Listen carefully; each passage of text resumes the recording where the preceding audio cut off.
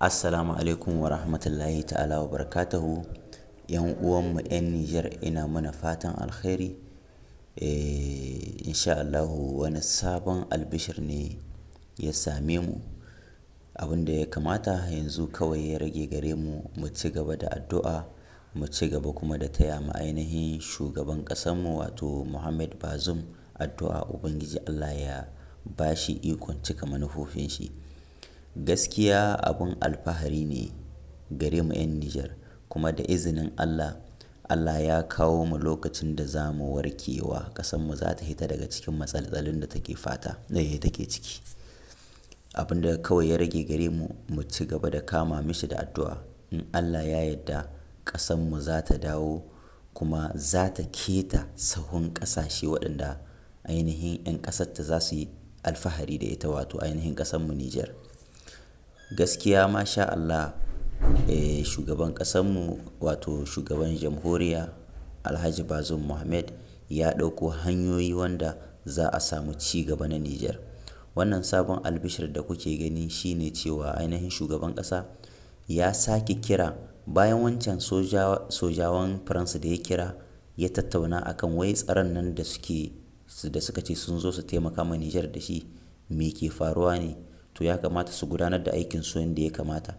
Ya ja musu kunne, baya ga haka kuma ya tattaro mutane masu kamfanin gidan layuyyuka na Nijar gaba ɗaya domin a sama ma 'yan ƙasa. Ya ce ya lura 'yan ƙasa suna da problem na kira wato tsadar kira da tsadar internet.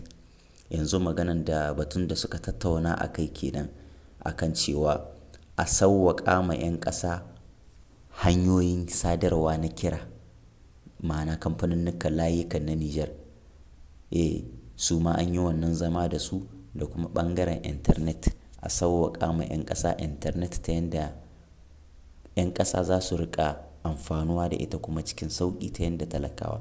Domin dama gaskiya wannan ci gaba ne kuma nazari ne mai kyau saboda internet ita ce hanya mai ƙarfi wadda ta sadarwa a cikin ƙasashen duniya ma wadda ta internet ana ci gaba. Zaka ga birurruka da biro da wasu abubuwa yanzu da harkar internet ita ce ta kawo ma ƙasashe ci gaba. To mu ma da izinin Allah wannan shugaban ƙasa namu an zo wannan mataki insha Allah kuma ya duba wannan al'amari kuma da izinin Allah za mu amfanuwa da ainihin wannan zama da ya yi da mutanen kamfaninnikan na sadarwa na ƙasarmu Nijar. Insha Allah abin da ya rage mana shine mu ci gaba da addu'a da izinin Allah sannu nan da shekara ɗaya da izinin Allah ko da matsalar mu bata warke gaba ɗaya ba da izinin Allah rabi za mu ji daɗinta insha Allah za ta sauwaka. Tunda gaskiya abin alfahari ne gare mu ko ba haka ba.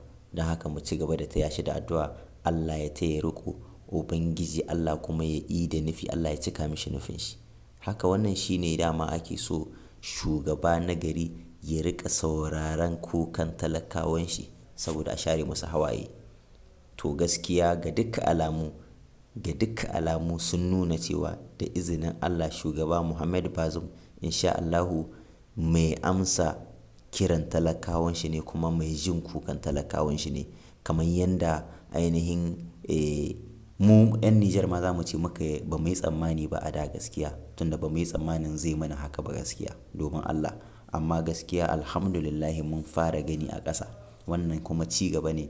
Insha Allahu muna addu'a Allah ya sa shi ne mutumi na farko wanda zai kawo ma ƙasanmu zai ɗaga Nijar a idanun duniya a ce ga shi mun samu ci gaba wanda mun zarce sauran ƙasashen ma wanda ainihin suke makwataka da mu ko in ce a Afirka ma gaba ɗaya. To Allah ya taya riƙo kuma mu ci gaba da addu'a 'yan Nijar. Wannan wata dama ce ta zo mana kuma abun alfahari ne gare mu. Don haka abin da ya kamata kyakkyawar addu'a da kyakkyawar fata insha Allahu idan muna yin ta to za ta bi ƙasanmu kuma za ta tabbata a cikin ƙasanmu in Allah ya yarda. Mun gode sosai, muna godiya, muna yi ma shugaban ƙasa godiya, muna yi mana tare da shi masu ainihin bashi shawarwari na gari. Allah ya taya riƙo kuma Allah ya taimaki ƙasarmu Nijar, Allah ya tsare Nijar kuma.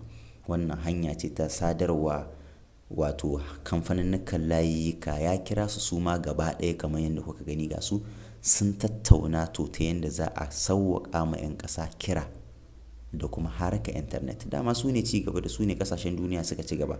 Kenan mu ma da izinin Allah nan da wani ɗan lokaci Niger komi za mu ji ya sauƙaƙa. Ɓangaren kira ne, ɓangaren internet ne in sha Allahu. Mun gode sosai muna godiya ga shugaban ƙasa. Allah ya taya riƙo kuma Allah ya taimaka. Wannan abu ya yi daidai gaskiya. Kuma duk ɗan Niger mai kishin Niger, mai son Niger da jin wannan abu zai yi alfahari da wannan abu. Duk ɗan Niger zai yi alfahari da wannan abu saboda abun ci gaba ne ko ba haka ba. Saboda haka ko ba ka son mutum ko ka kushe mutum idan ya yi abun ƙwarai ka zo ka gaye shi in dai domin Allah kake yi, in dai kuma don ƙasar da kake yi to in kuma kana gayin tsakani da Allah. To saboda haka shugaba Muhammadu Bazoum babu abin da za mu ci sai dai mu ce Allah ya saka da alheri, Allah ya taya riƙo kuma Allah ya taimaka. Wannan abu ya yi daidai gaskiya. Na gode kuma muna godiya 'yan Nijar gaba ɗaya. Allah ya ƙara haɗa kanmu gaba ɗaya. Allah ya ƙara zama da ƙasanmu lafiya in sha Allahu. Mun gode sosai muna godiya.